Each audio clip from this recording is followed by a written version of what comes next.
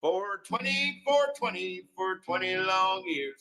I smoked lots of reefer and drank lots of beer. Every day at 420, we're gonna settle the score. And for 20 long years, it's been 20 past 4.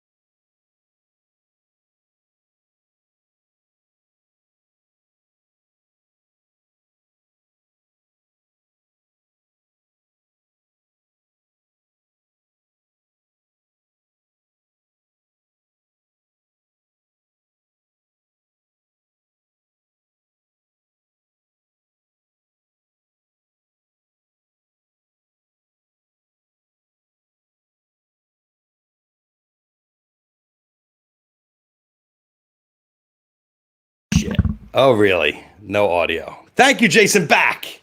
Thank you, Jason Back, for saving my ass there. Hi, everybody. Jeff Kravitz, 420 Live. Welcome to another adventure. I was doing my Marceau impersonation there to start the show off with my guest, John Schwartz, today. And I was just sitting here seeing how long it would take everybody to tell me I was having an issue. So thank you. You know, working the theme song into the beginning of the show, there's so many different little things you always end up botching everything. But anyway, I'm glad you're here. I'm glad I'm here. I'm glad my mic's on. I see John Schwartz is waiting to come on. We're going to get to him in 3 minutes. We're going to talk to John. But thank you, Jason Back. You were quick there with the your audio's off, and I literally had my finger on the button. I just have too many moving parts. I was talking to John about this earlier, how much a poor guy like me has to do now, how this whole pandemic has pivoted me into this guy. I'm not just here talking it. There's a ton of stuff I have to do in advance, including coordinating with my guests and all that kind of stuff. But I do it out of the goodness of my heart. So today I was getting a little rubbed on Twitter about my new time zone, because now I'm 1:20 Pacific time, 4:20 for you guys out there on the East Coast. And, you know, guys like, hey, what's this 4:20 Eastern crap? And I'm like, I need a little change. You know, I never really thought this through when I started this. I thought it would go 2 weeks. Next thing I know, it's 8 freaking months. 8 months we've been here talking at each other. And now, look at us. We're still talking to each other. And now they're about to close everything down. CDC today said no travel. Do not go anywhere for Thanksgiving. I'm talking, all my friends are getting ready to travel.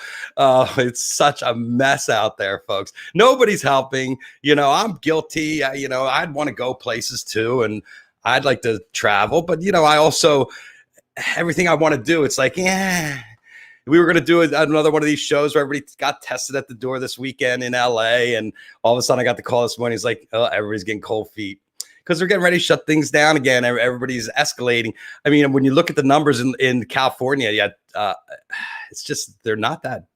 It's all percentage. It's so weird to figure out how it's all going. I feel bad for all the people in New York, all the people that have to deal with their kids now and all the different drama out there. It's kind of crazy. We're in this really weird time right now. And, you know, it's weird when I'm not at some event blocking your view with my camera, where you'd be yelling, Kravitz, get down. Why are you blocking me? Dude, when are you going to get out of the pit? Because it would be so weird, especially when you go in for these teeny bopper shows. I shoot a ton of the radio concerts. And when BTS was there and the photographers had to load in front of all these fans that had been sleeping out overnight. And they were like, what are you guys doing? And I'm 6'4", so I block a 5-foot BTS fan pretty good. But I miss shooting. I miss going to events. I know everybody else does out there, but we stay connected. That's one of the things that music does, the ability of music to connect us together. And you look at John Schwartz, he has been connecting people in music and been an informational beacon out there.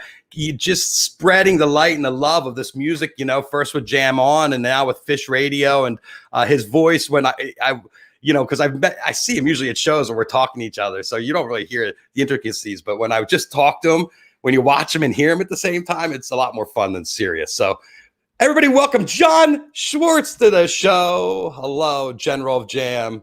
Hello. Thank you for having me. It's an honor. It's a privilege. It's nice to be here. I think I'm just a private of Jam. I think you're an admiral. You're a rear admiral. I'm on the high seas. The high seas, man. The high seas. So is this your serious setup we're looking at right now? This is the COVID-19 Sirius XM home setup. It is indeed, and it works in this day and age. You got a good microphone. You have a couple computers. You have some good software that they provide. That you have it works.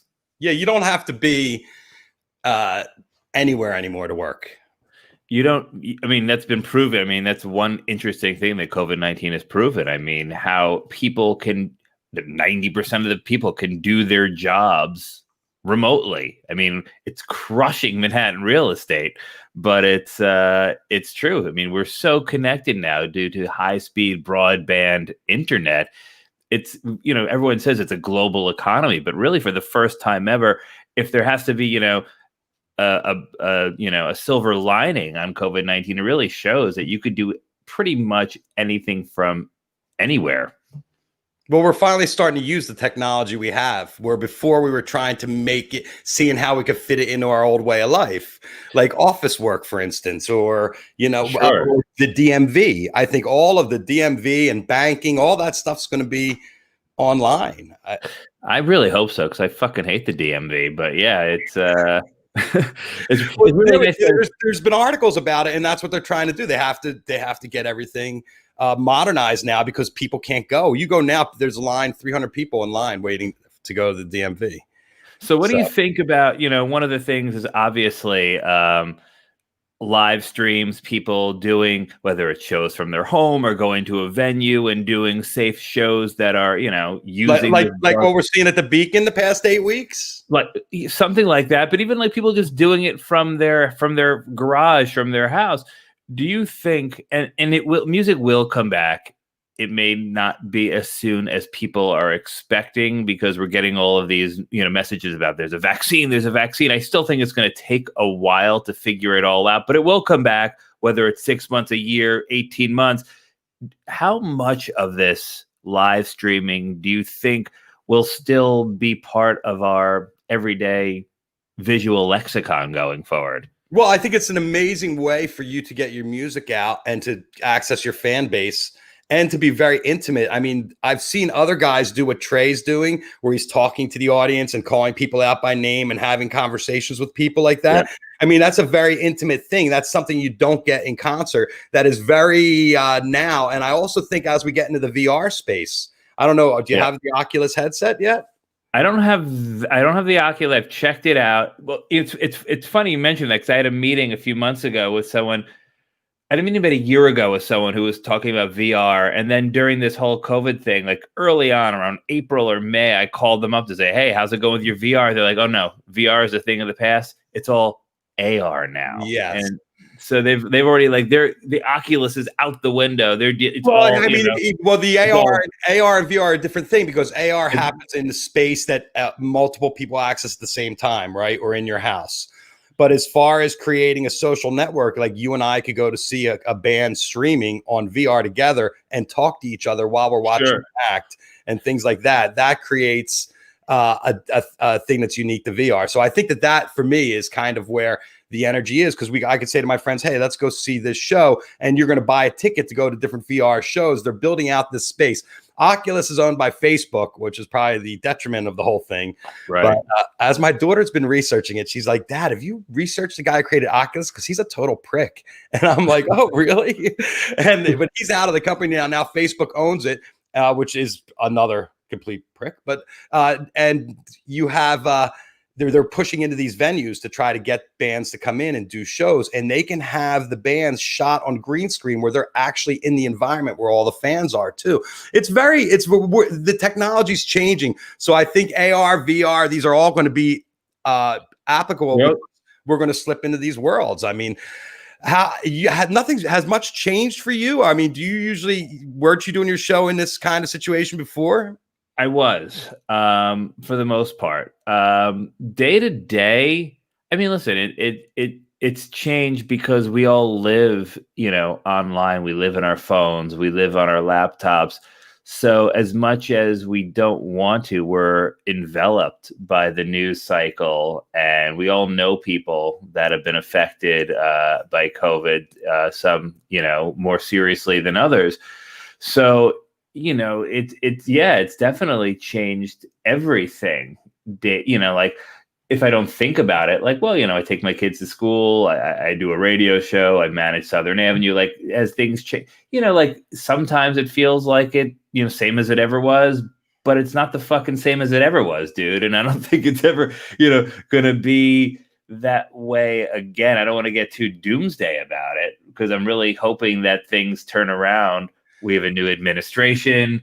They're taking COVID seriously. It's a slow turn. I mean, you see all this news about the vaccine, and then I see people, Fauci saying everything's going back to normal in 2021. And I'm like, when I interviewed the guys from Nito the other day, and these are guys that they are talent managers. Yeah, I'm in Nito. I know the deal. Yeah, and they said that 2022, because it takes time to book the tours, but there are tours booked. There's Phish has dates booked in 2021. They have the whole summer booked again that they had this summer.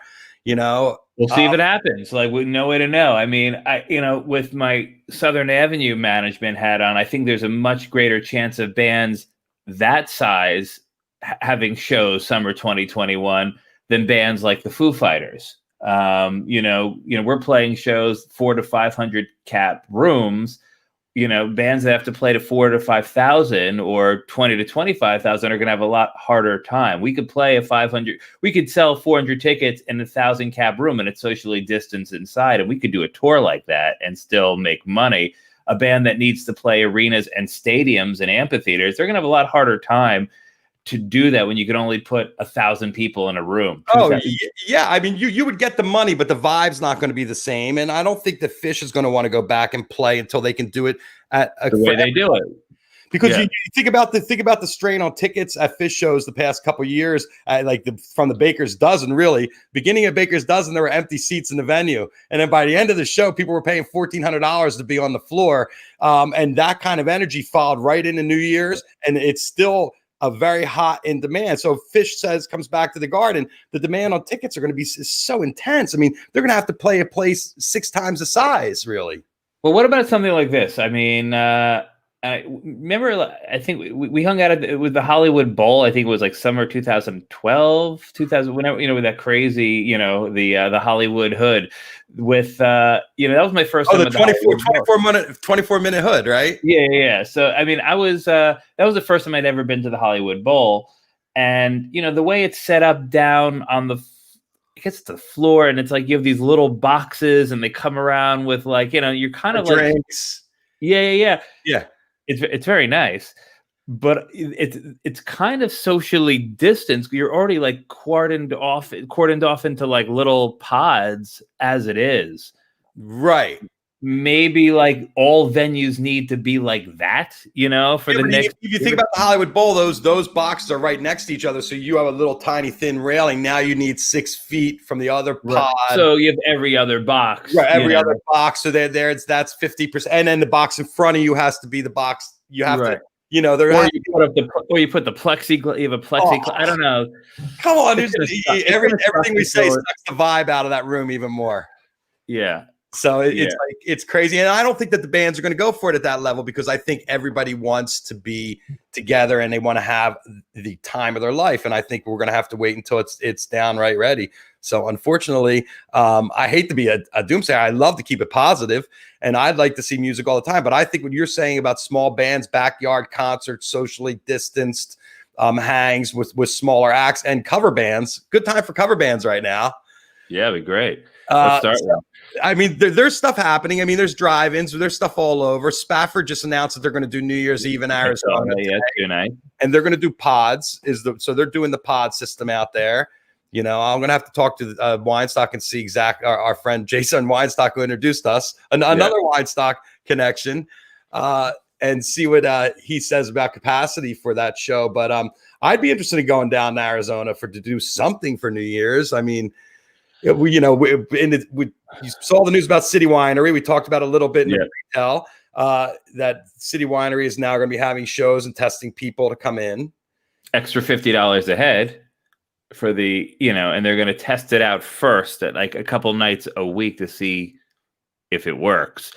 It's rough out there, man. Like, part of me just wants to, like, what is it, like bewitch? It's like, blink my eyes or twitch my mouth, and like all of a sudden it's the future and we're there in 2022 and it's, everything is golden. But yeah, we'll get there, man. We'll get there. We're going to get there. We'll get together. And what you do, I mean, your job in general is just connecting. I mean, you're still spinning the same stuff, doing the same thing you've been doing day to day on your show. It hasn't really changed the complexity of what you do. When did you start at Sirius? And I know, was it first with Jam On? It's funny you should ask that. It goes back to, like, the way it started was back in 2001, I believe. I was at the 930 Club seeing the Disco Biscuits with my buddy Andy Bernstein of Headcount fame. Yes. And, it was a 2-night run. And I think it was like Sunday morning. We're driving back to the city. And this is, 2000, like December or January 2001. And we're on I-95 headed north.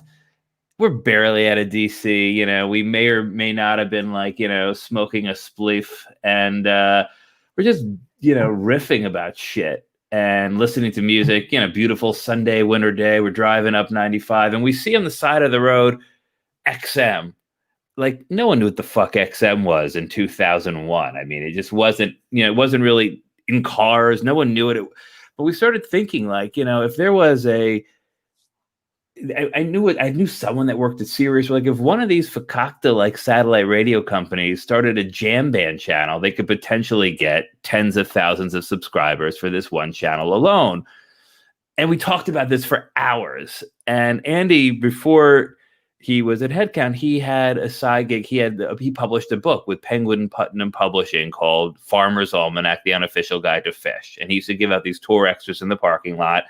And at the time, I was marketing director for Relics. So we thought that, like, if we put the Farmer's Almanac brand behind it and the Relics brand behind it, that, it gives it sort of like a brand identity. If XM just said, oh, the XM Jam channel, people are like, what the fuck is that? Like, what do they know about it? But if you have Farmer's Almanac and Relics, it gives it some gravitas, so to speak.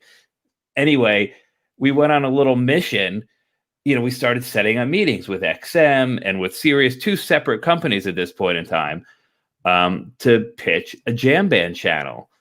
And it didn't go well at all. Like, the guy at XM, like, was super cool. Guy's a radio legend. This guy, Lee Abrams. You Google him. The guy's like, started like radio formats. Super nice dude. He was like, yeah, I get it. My son's into Phish, but we're not adding any extra channels now. All right, fine. Went to Sirius.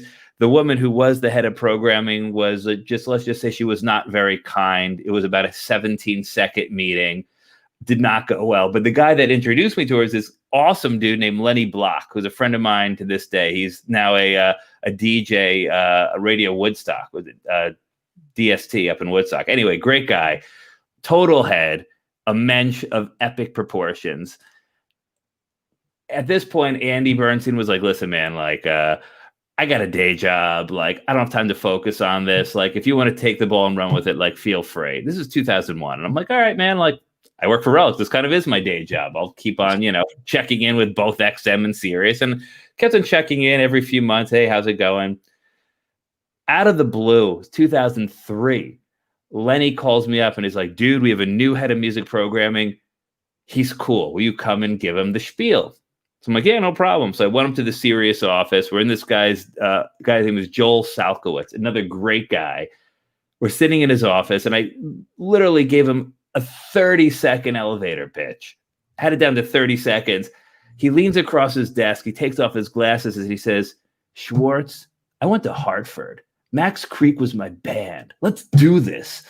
And it was basically, and I'm like, okay, what's next? He's like, well, we can't brand it the Relics channel because our music stations are 100% commercial free, but I want you to be on air. I'm like, but I'm not a DJ. He goes, that's why I want you on the air. He's like, I don't want one of these fucking jive talking turkeys. I want someone who like knows this music, who loves this music. Clearly you're passionate about it. You've been like, driving us crazy for 2 years. Like, let's give you a tour of the studios. And that was basically, they're like, okay, you start on Sunday. Meanwhile, we didn't have any music in the library. They had a couple Grateful Dead CDs. Lenny and I basically every night for a week with like his assistant, I just brought in backpacks of CDs from my personal collection. Lenny brought stuff in. We sat there like ingesting music into the system, ordering pizzas till like 2 a.m, drinking beers, and that's basically that was the initial music library. And then obviously people started sending us music and, but that's how Jam On started. And I've been on air since March of 2003. So absolutely incredible. And how long was Jam On's run? I mean, that was a long run. It was over a decade, right? Yeah. We kind of well, I mean, it's still going. I don't want to. It's still going. It's still going to channel 309. They ended it, and then the fans brought it back with a huge campaign, right? It was not as huge as you would think, but it was. They brought it. They first moved it to internet only, and then enough people bitched and moaned, including people in the industry, like Pete Shapiro. Was a huge Jam On supporter. Like he called like the president of Sirius XM. We had friends in the right places, and they moved it to 302, which means that it's actually on the satellite again. So everyone who has like car stereos as of the last 3 years get it. Get right, you just got to program it in because it's not right in there within that 23 to 29. Right. Right. But it's in there, and and it's still like the guy that's running it started as our college intern. He's been with the company for 8 years now. He's now like, he's been promoted. He's running it and adding new bands. He also does a couple other great channels. So are you doing any more shows on Jam On? Or no, that was the one thing when they switched to Phish Radio, Jam On went unhosted. So they'll do when Mo put out an album, they did a special on Jam On, but by and large, it's unhosted.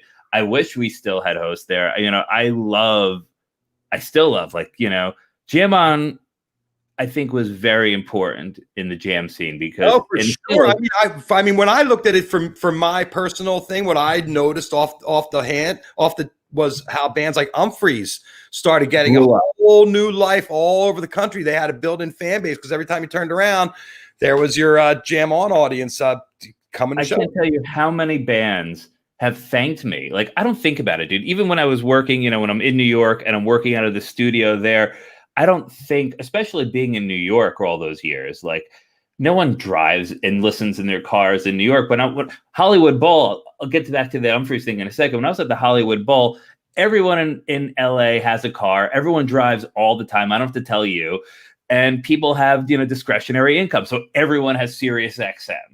And I have one friend who's like a movie star. I have one like celebrity friend, Thomas Ian Nicholas. He was in all the American Pie movies, like Rookie of the Year, big Phish head. So we went to the show together, and more people were stopping me and recognizing me than him. He couldn't believe it. I'm like, dude, it only happens at Phish shows and at hippie festivals. It happens to you at Starbucks, like let me have my moment. But it was funny. So anyway, so many people like Humphreys, the Disco Biscuits, people have told me that the revivalists, like that people will go, their first time in a market, and like they'll have hundreds of people there singing the words to their songs that they heard on Jam On.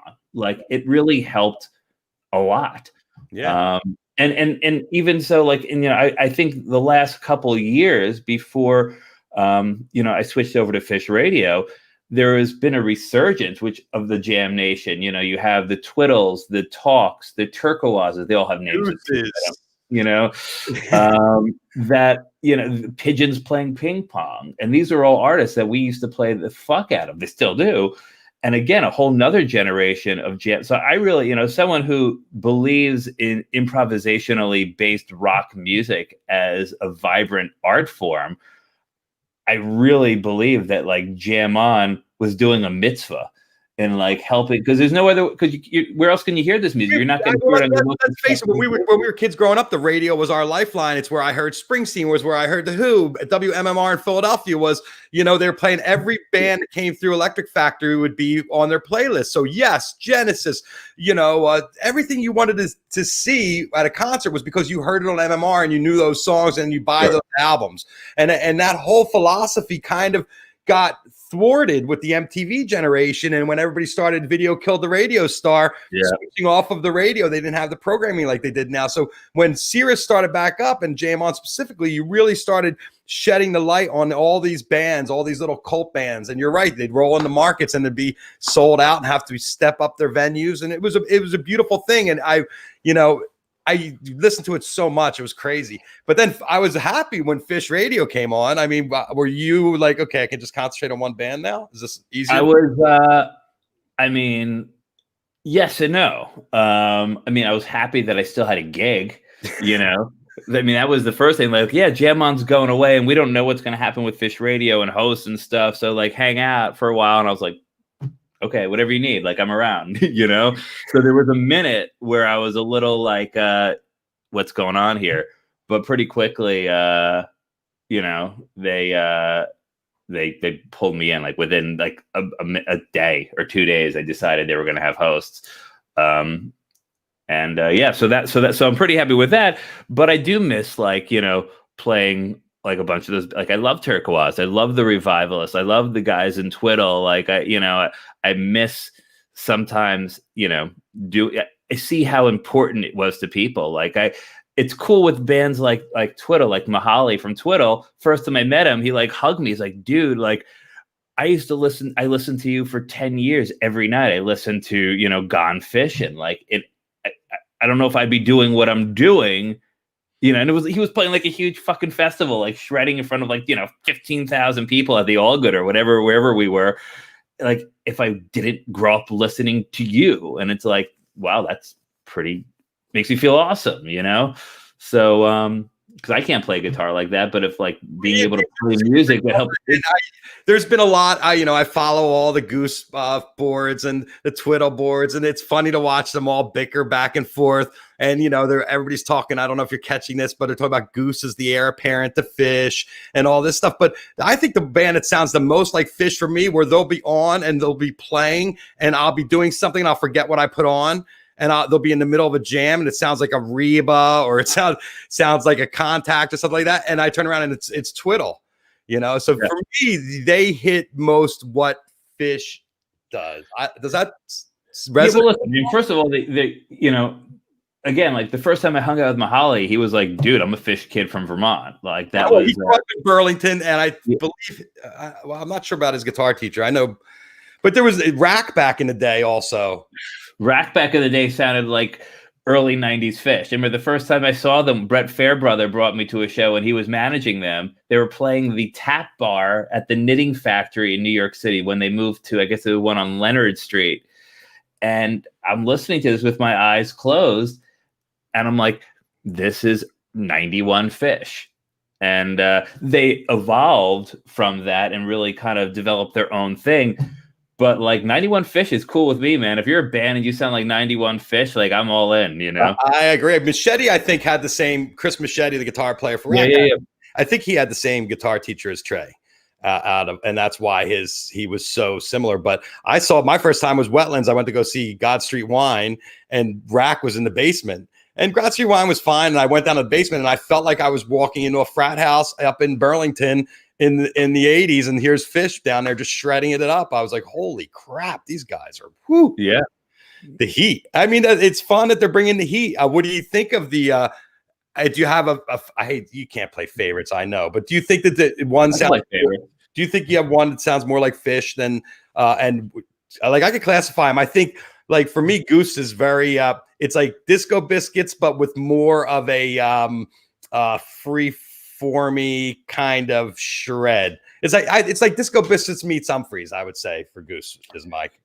Okay, I could see that working. I mean, who sounds most like, I don't know. I mean, I'm kind of happy that these bands are sounding like themselves. Goose sounds like Goose now, which I'm pretty psyched about. I'm I'm all for bands that are influenced by Phish, but I'm, I don't really want to. If I want to listen to bands that are like Phish derivative, I'm going to listen to that. I'd rather just listen to Phish. So I'm happy when they evolve and develop their own sound. Of course, it's nice to hear the inspiration, but it's also nice to hear where they come from. And I think these guys are all Spafford, Twiddle, Goose, Pigeons. They all have something very unique they bring to the table. Yeah, but I'm I'm happy that Jam On, and by a small extension, I was able to help a lot of these bands early on. There was nowhere else to hear this kind of. There still isn't. So well, now there's more with Spotify, and like the internet and stuff. But you go in your car, you turn on your dial, there's Jam On. It's kind of a cool thing to be able to drive and just hear this stuff, for there to be a home. And I'm glad there still is, and I'm glad that Phish Radio is here. Phish Radio has been a ton of fun. I mean, they have been the best partners. Fishman. How long has that been now? It's going to be 2 years in June. So what does that make it? A year and a half-ish around now? It launched in Bonnaroo, not last Bonnaroo 2019? Yeah. That's when it launched. So it's going to be 2 years this June. But yeah, they've been awesome. I mean, the fact that they played a concert at the Met in Philly. I mean, Phish does what Phish wants to do. I mean, Phish does things the Phish way. And that's one of the reasons why they've been so successful, is because they don't compromise.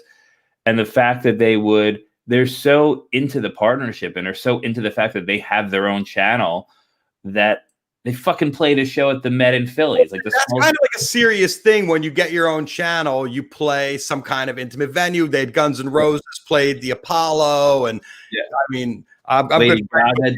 Your boss Ross Sapin and I go back a long way, because he was in the music business for years before he came to Sirius, and great guy, by the way. Like great, Ross is a great guy.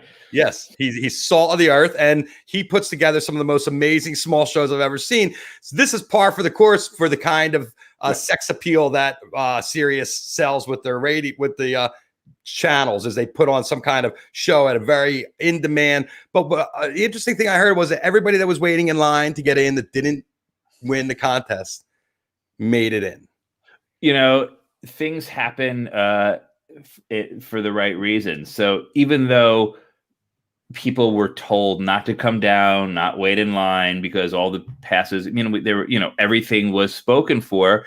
You have to think 10% of the people that are there, shit happens. I mean, life happens. A kid gets sick, have to work late, things like that. So about 10% of the people who had tickets that were on the list didn't show up. So when the show started, there were about, 300 people online. So they were, we let them in. And so that was pretty cool too. So it worked out. It's funny. It's the second time that happened. It's like, if you listen to authority, the opposite happens. Like with Coventry, Trey said on the radio, like, don't come. It's closed off. If the people that listened to Trey, that were good boys and girls, they got shut out of Coventry. The people that didn't listen to Trey, that came into the event, they got into Coventry, for better or for worse. Yeah, you know what? I'll tell you what. I drove up. I listened to Trey because my feeling was I spent years listening to Trey, and you hang on every word he says. So why, when he would say something, would you do the opposite? He says, don't come. Everybody's like, oh, fuck, we got to go. And they went up in the rain, and they all had issues. The next day I drove right up that road. I spent the night outside waiting. The next morning I got my car, drove right up the road and went in. Now, granted, I went in the backstage entrance and didn't have to deal with that. But it was amazing to me that all the cars were pulled to the side, and it was sunny that day, and you were able to drive in. But everybody went up there in the rain and sweated it out. Oh, what a shit show that was. For me, Coventry was a show that showed me why Phish needed to stop. Yeah. But did you think at that moment that they would go again? Like, did you think after Coventry, did you think in your heart of hearts, you know what? It's important for them to stop, but in, a few years, I think they'll come back. I knew there had to be some big change. Yes, because I had special access. I could see what was going on, and I could, it was just they were on a thin wire. I mean, it was a tightrope, and the way you listen to that show and you hear how they weren't connecting. I mean, there's not. Phish is interesting because even on the nights that they don't connect, they connect. Yeah. But on some nights they connect more than others, and you see, even at Coventry, there you could still probably go through and pull out a couple hours of great, fun music that weekend, but you could also pull out the stuff that showed the Glide and the Velvet Sea, all the stuff with the emotion coming out and how the guys weren't connecting. So it was really painful for me, and I was like, yeah, there has to be a big change first. So I thought that yes, there would be Phish again, but I wasn't sure. And I actually, Paige and I hung out at the Super Bowl. He came down to see me work, and he wanted to go to a party, and I helped him get tickets to it. And then he came down one day. I was doing some MTV thing, and I ended up going to his house and hanging out with him for a couple of hours and sitting there shooting his shit. And I was like, well, what, you guys are never going to play together? And this was 2007. And like, what, you guys are never going to play together? They'd already been shut down now for 3 or 4 years at that time. And he's like, look, Jeff, these guys are my best friends. I'm sure at some point we're going to get together again. But even at that point wasn't sure what was going to happen. So when we were in the middle of that run, that's 6 years with no Phish, I wasn't really sure what happened. I was hoping, I knew that Trey liked to play, and I don't think he gets us. I mean, every band he's in is amazing, but there's something about Phish that really gets him higher than anything else. Yeah, I agree. It's the combination of musicians, right? The relationship, the years of knowing each other's intricacies that make it work for me. So, and make it work for them. Right. So back to the Met at Philly. They were so cool, man. Like, they were so generous with the time. The guys beforehand were hanging out before the show. They did interviews. They were meeting, they were just meeting everybody. They were just so cool about it. And they've been, Fishman has, a show, like, and he's so into it. I mean, he does the Aaron Path. He's fucking great, man. Like, I love listening to him talk about music almost more than I love the musical selections he plays on occasion. Just listening to him talk about music is awesome. When Trey does his Rubber Jungle Radio, it's fucking great, man. This is a funny story. So the first time Trey ever came up to Sirius XM was back in 2005. It was Jam On. And he came up, I guess it was when the Sony album came out. The whole, the Sony album came out, and or the Columbia Records record came out. And he was coming up, and we had 3 missions for Trey when he was going to be there. One was an interview. We were going to sit down and do an interview. 2 was we did something called Trey Day, which basically was under the guise that he was sitting there for 18 hours locked in the studio playing music. And what it really was like, for 2 or 3 hours, like Trey, myself, and a woman named Jess Bisak, who will always be known as Jam On Jess, we Trey came with a list of songs that we went through the database and said, no, let's play this. And he was like getting so into it, and he was like jamming. Okay, let's play that, So, and then he would just record his voice breaks in between the songs that he was going to play. So that was Trey Day. And then we did a bunch of liners, and he also played acoustic. Like, he did 3 or 4 songs acoustic in the studio. But the liners, like, hey, this is Trey Anastasio. You're listening to Sirius XM Jam On. And, he was just doing stuff like that. Jam on. And then he was like, he's like, can I have fun with these? And like, yeah, sure. And he came up with one. He's like, hey, this is Trey Anastasio.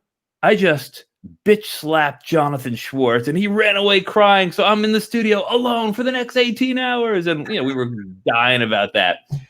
So flash forward, this was, I can't remember when the album came out, but flash forward to like the March afterwards. And it was the Langerado Festival, which is, by the way, Langerado was fucking awesome. It was this was in Markham. It was when it was still in Markham Park, in wherever Weston or Sunrise, wherever the hell Markham Park is, down in near Fort Lauderdale. Right. And I was there with Relics. Relics was one of the sponsors, and we had a booth there. And I was there with my wife, and my daughter was really young. She was like 2 or 3 at the time. And out of nowhere, some dude I hear goes,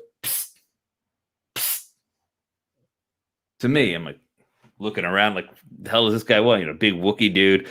And he's like, I'm like, yeah. And he's like, I got something for you. And I'm thinking he's going to give me drugs. I'm like, oh, I'm here with my kids. Like, he's like, no, I got something for you. And he hands me this. he made me a T-shirt that says,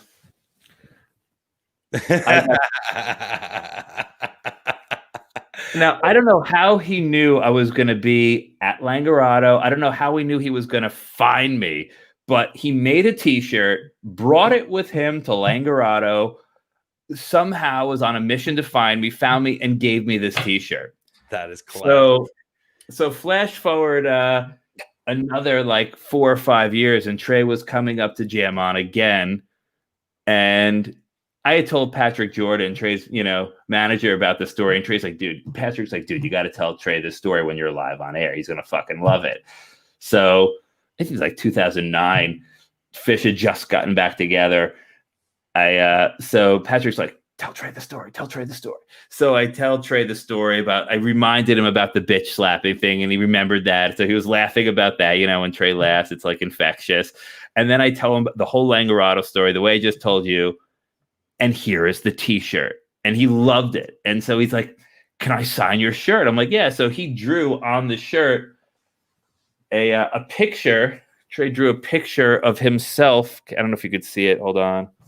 How do I do the camera thing? Yeah, anyway, that's it's a picture of Trey bitch slapping me on the T-shirt that I got bitch slapped by Trey. So I just found that today when I was like looking for that other T-shirt I was going to show you today. But anyway, so I think I'm going to bring it to my guy and see if he could like actually frame a T-shirt and hang it in my office. So that's one of a kind. That's classic. You can make a pillow out of them now too. They're doing pillows and quilts. Yeah, I'm surprised that pillow. Yeah, I could. So where were we? Well, I got questions. What was your first? When did you get introduced to Phish? Were you Deadhead first and transferred over? I was into Grateful Dead first. I got into, when I went to college, it's funny, I'm a New York Jew, but I went to college at the University of Missouri. The big joke is that it took like a Northeasterner to go to the Midwest to get turned on to Phish. But I did. My first show was 4/14/93 at the American Theater in St. Louis. That's the show where, it's a crazy fucking show. Harpua. Well, 93, for people that weren't familiar with Phish, was really out of their tree. They would segue in and out of songs. They'd play snippets. Their energy was just like, oh. Like, I go back, I listen to 93. It sounds like a completely different Phish than any other year. Like the set list, I'll see if I could pull it up quickly without, causing a lot of dead air. There was like a Harpua, a Kung, there was a at your Phish show, at your first show, you don't really have a reference for what those songs mean, though, right? No, I knew what the songs were. Okay, the set list. Oh, and then the second set, which was, first of all, it might have been sold. All I know is that I was on page side. I was on the floor, maybe 20 feet from the stage. I had room to move. I had room to dance. I was with my friends. The second set was Trey invited his friend up on stage, his friend Roger, to propose to his girlfriend Jen. He did it on stage. He said yes, and then they went into AC/DC Bag, which they, Roger is name checked in AC/DC Bag. It's like just like Roger, and the place goes nuts. That was my first show. Buried Alive into Poor Heart, Maze bouncing, It's Ice into Stash, into Kung into Stash, into Kung, into The Horse, into Silent. That was the first set. Divided Sky, I didn't know Golgi. That was the first set. The second set had that Roger proposal. There was a Tweezer, a Big Ball Jam, a Yem into Spooky Jam, into Yem, and then Harpua Runaway Jam to close the second set. It was like fucking ridiculous, dude. Like, I was already into Phish for a year plus before then. That was just the first time. You already were familiar with the music and familiar with. That was the first time I'd been to a show. Right. And, obviously at that point in time, if it wasn't for that, we probably wouldn't be talking right about now. It probably would come to you eventually, right? But that was, and then I saw a bunch of shows. Because I got into that, I went to, a handful of shows, August of 93, which is, I still think, the best Phish tour ever. I was at the Tinley Park show. They went to the American Theater again 4 months later. It's amazing that all of these early shows I went to, like my first 3 shows, that one, the American Theater, 4/14/93, Tinley Park, from August of 93, and then the St. Louis show from the American Theater right after. Those three were all releases, archival releases. St. Louis 93, Tinley Park's one of the original Live Phish CD series.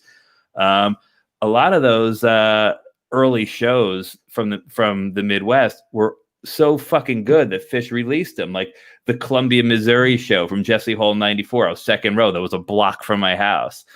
And then I would go home. Would that be Phish's? How many times have they been to that area before? Because they've been there a bunch. I mean, they played twice in 92. Right? They played twice in 92. That I was home for Christmas break. They played that was when they played Mississippi Nights in St. Louis with a crazy Forbin's Mockingbird where they talk about the Mississippi River, and it's insane. There was that. They also played at the Blue Note in Columbia, Missouri in 92. And for some reason, I just didn't go to the show. I was I don't know. Something was wrong with me. I don't know why I didn't go. I didn't know Phish yet. I don't know. I guess I knew. I don't know what the deal was. I didn't go. And I don't kick myself about it anymore, but I used to for a long time. How did I miss a Phish show that was a block from my house? But yeah, my early shows were all Midwestern shows. Kevin Shapiro told me a great story about this once. Kevin used to come up a lot, even before, when it was Jam On, and before, even when Phish was on hiatus or when they were broken up. Whenever they had an archival release, Kevin would come up to Sirius XM.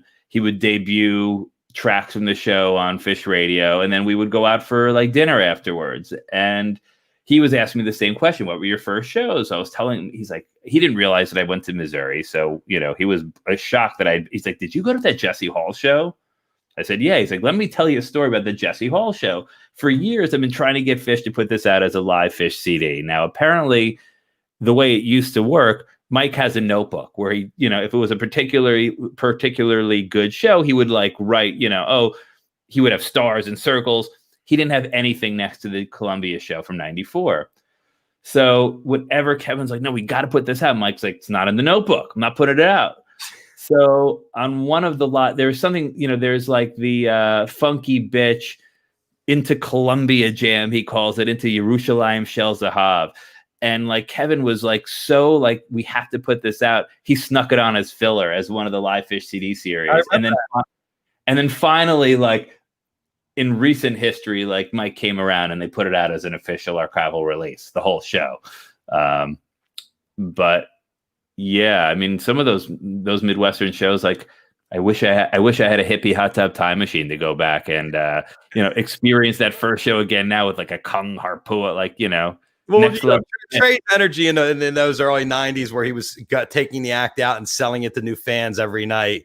There wasn't a Jam On. There wasn't a way to get new fans. And he was also dealing with the animosity from the Deadheads and that whole scene where people were which is still I don't think it's as bad a battle now as it was 10 years ago or 15 years ago or even 20 years ago.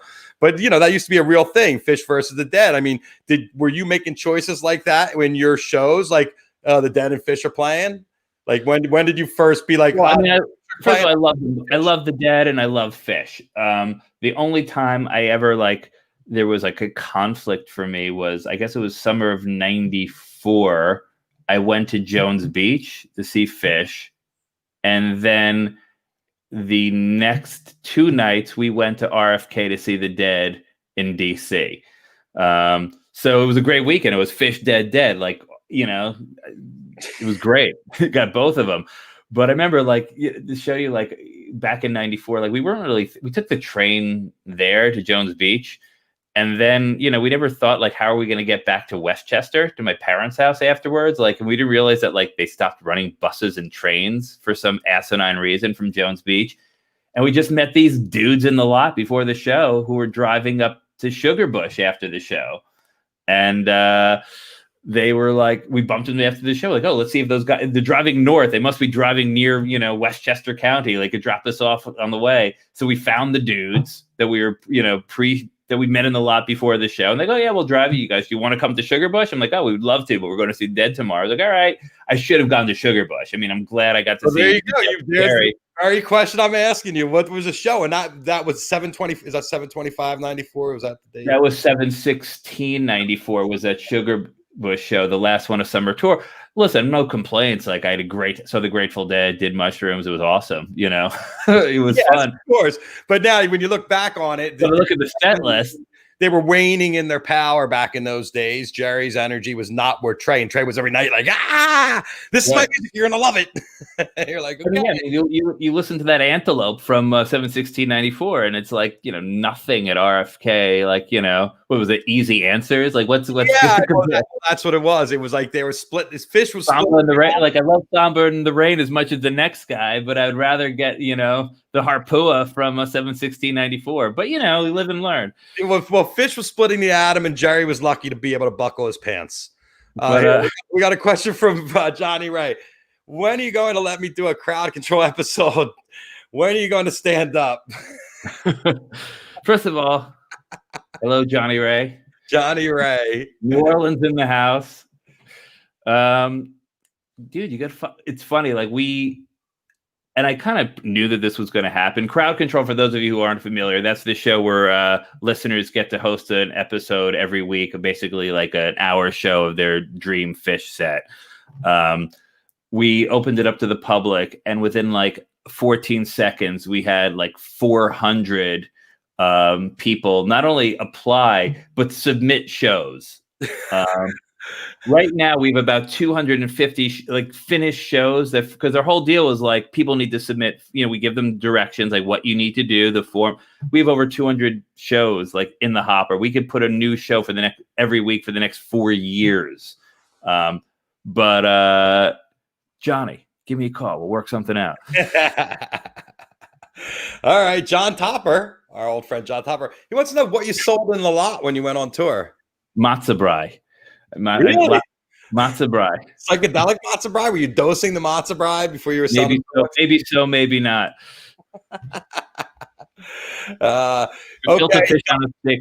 Johnny Ray with another deep question. Do you think COVID has paused or killed the momentum for up-and-coming bands like Southern Avenue that were really hitting their stride? I mean, a lot of these bands like Southern Avenue exist on the road. I mean, this is where they make their money. Yeah, I mean, absolutely. I mean, Southern Avenue, for those of you who just know me from Phish Radio, I manage an artist called Southern Avenue. They were just nominated for their first Grammy Award this past year. So that was pretty fucking awesome. Yeah, I mean, coming off a Grammy nomination, like this was the summer that they were going to be able to sock enough money away that if there was ever a global pandemic, they'd be cool for a while. Unfortunately, it happened about 7 months too early. So yeah, it's absolutely killed momentum. But like we were talking earlier, we've been able to, our fans have been awesome. We do live streams. We've been doing, a lot, even during like the strictest part of quarantine. 3 of the members were quarantined together effectively. So we were able to do like, stripped down trio shows from their home studio every few days. And like, so has it killed the momentum? Yeah, but it's killed everyone's momentum. Right. We're all in the same boat together. Everyone's in the same fucking boat. So it's like, yeah, but like, I'm hoping that it's going to help in that people are just really jonesing. When it comes back, people are going to be, super stoked and super pumped and, are going to make up for lost time. That's what I'm hoping for for everybody, not just for us. People are just going to like go see a ton of live music because we took it for granted for so long. Well, yeah, and especially if they can keep their shit together. I mean, that the whole thing is to be able to open up again. Yeah. And I think we just lost a venue today in Portland. I saw Neva sent out on their Instagram today. We lost another small venue. I think it was called the Portland, maybe in. And yeah, it's happening now. We are losing venues. We're seeing the effect of what's happening with not having music. And, I'm seeing the end of celebrity culture. I mean, is what I'm saying is that the whole thing is now kind of coming crashing down on my feet. This whole life I built around this business of movie premieres and parties and events and festivals and concerts and stuff like that is just all stopped now. And, I don't know when it's going to come back. They say 2022, but who the hell knows? And by that time, that's another 18 months. So many things can change between now and then, especially how we all get together and congregate and find our entertainment. Who knows? Maybe we'll all be living in VR. Oh, slip into the matrix, plug a back of our head into the matrix. Yeah, we'll see. We'll see. But I think that what you said a minute ago is the key. I mean, who can hang on? I mean, who are the which? I mean, I'm sure bands are breaking up. Because are your guys close together? Southern Avenue, they all in the same city? 4 of them are in Memphis. Our bass players in Atlanta. That's close. And bass players are easily replaceable. Well, it's funny. It's funny. Our bass has been like our, was it the drums and Spinal Tap? Like that's been like our rotating. But this guy was actually, we needed a bass player. And Luther Dickinson, God bless Luther Dickinson. By the way, Luther Dickinson is the reason how I found Southern Avenue. Like, really?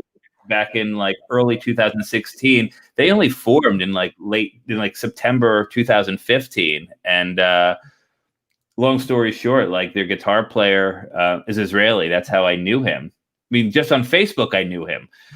And he started posting that like, oh yeah, Luther Dickinson is producing a couple of our tracks. And I'm like, oh, like that's I fucking love North Mississippi. Like love North Mississippi. Like I sent him a text. I'm like, hey, send me if Luther's working with you, like maybe something I could play on Jam On. I'll look out for the mishpucha, And he sent me the tracks. Of course, I'm a dick, and it took me like a month to listen to them. I listened to them. I was getting my car service. I was in the car dealership waiting in their waiting room, which, by the way, is the best co-working place in the world. They got leather couches, fast Wi-Fi, free coffee. It's awesome. I love working from getting my car service. Take another hour. So I'm like, take 2 hours. It's fine. So I'm like listening to the music and I'm blown away by the singer, by their playing, like the depth of their songwriting ability. And I basically sent him like this Jerry Maguire email from the heart, like a manifesto of like what I've done with emerging artists in the past, what I've done with other, And he basically wrote me back within minutes, like, can you talk today on the phone? And we just like clicked, like we were like long lost brothers. And I got it within 48 hours. I got him a record deal, and wow.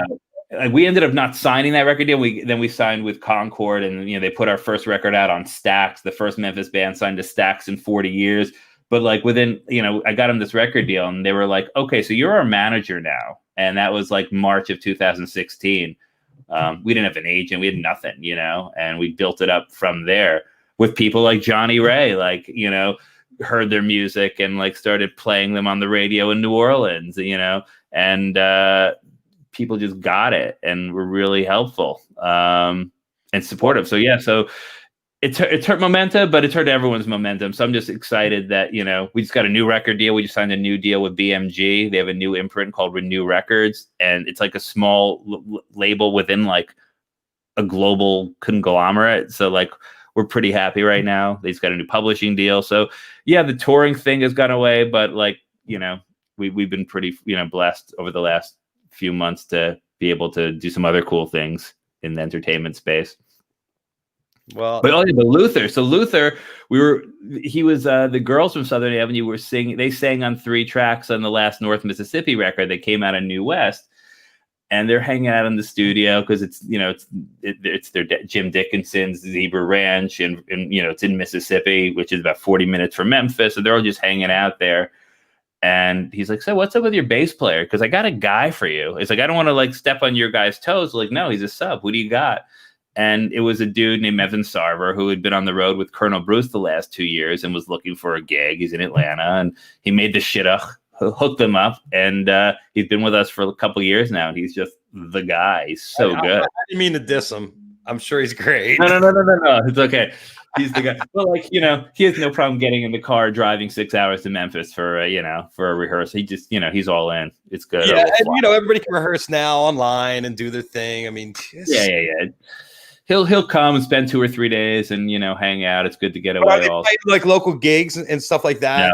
No, they won't play local gigs because straight up in Memphis, like Memphis is a great town, but there are a lot of unmasked holes out there. People that aren't taking COVID seriously. Like you go into a Walmart there, from what I hear, and it's like no one, it's a bad scene. So they don't feel safe playing gigs, Right. Play community. They're almost better off going to Atlanta. Yeah, we played City Winery on Halloween because City Winery takes this shit seriously. They're actually like setting the bar coast to coast for safe COVID-19 protocols for indoor venues. I mean, they published like a 37-page book on how to do it. Right. Well, so so it's just opened up that beautiful venue in New York City. He's dying to show it off and have people come up there. Yeah, so City Winery in Atlanta was great. I mean, it's a 500 capacity venue or 600 capacity venue. We sold 150 tickets. That was the maximum. It was a great Halloween show. So we'll do stuff like that. We did a show. They did a Safe Festival in Fort Worth, Texas last Saturday, which was done really well. We allegedly were playing a Safe Festival in Alabama about a month ago. We've been at like one of these a month. The one in Alabama, as much as they told us it was going to be social distancing, everyone was going to be wearing masks. No offense to Alabama, but it was fucking Alabama, dude. Like it was. We're definitely being run by the idiot pools. It's sad that we can't be more intelligent, but maybe with Jill Biden in, we'll have the education handled. And she'll get that all rolling. But, we can only hope and pray. Before I let you go, anything you want to say to your people out here? Listen, I'm really happy that you asked me to do this. Like, we've been, I've been following your career on on the YouTube. Time zone's a little bit different, so you would probably be asleep in my old time. Yeah. So this is great. I'm happy we can do it. Thank you. I appreciate it. And just everyone should just stay safe out there. Stay safe. Try to stay positive. Wait, you had two things you wanted me to bring up. One was the Grammy Music Cares, Get Help Music Cares coronavirus relief. They're great. I've been, I'm a member of the Recording Academy, the Memphis chapter. Interestingly enough, they do great. It's Memphis, it's New Orleans, it's Mississippi, it's St. Louis. They're all together in one chapter, but they've really provided, I don't know how much, hundreds of thousands of dollars to artists in the form of grants for those affected by COVID. Members of Southern Avenue got it back in March and in April, and they're still doing it now, giving out grants. So if anyone's looking to donate, it really helps artists a lot. That's where I've given a few, some gelt that way. Some shekels. Some shekels. And the other friend Hillary Gleason and the fine folks at Backline.care that's been something people have seen here for a long time, but it's been a while since I've had their banner on. So we all know Backline is reaching out and helping people in the music industry. Yeah, mental health awareness and resources for those in the music industry, artists, managers, agents, photographers. Everybody. They actually have a thing where you can get like free yoga app to help you relax if you're one. But I know I've had a friend of mine who's a musician reached out to me a couple of months ago saying, "Hey, I've never said this anymore. I need help. Like, where do I go?" Like, he had no idea, And so I called a friend of mine who's with Backline, and she forwarded me like a referral form. I helped him fill it out really quickly, and within a few hours, he got a call from a social worker and did an intake and got him the help he needed. So they're really doing amazing things quickly in the right way. It's what we need now more than ever is help with our mental health, because we're all gone fucking crazy. Let's face it. Yeah. I mean, a lot of us were crazy to begin with. I mean, there's a reason why we get into this line of work. We're not necessarily the most normal people out there, or else we'd be working for Ernst & Young. Right.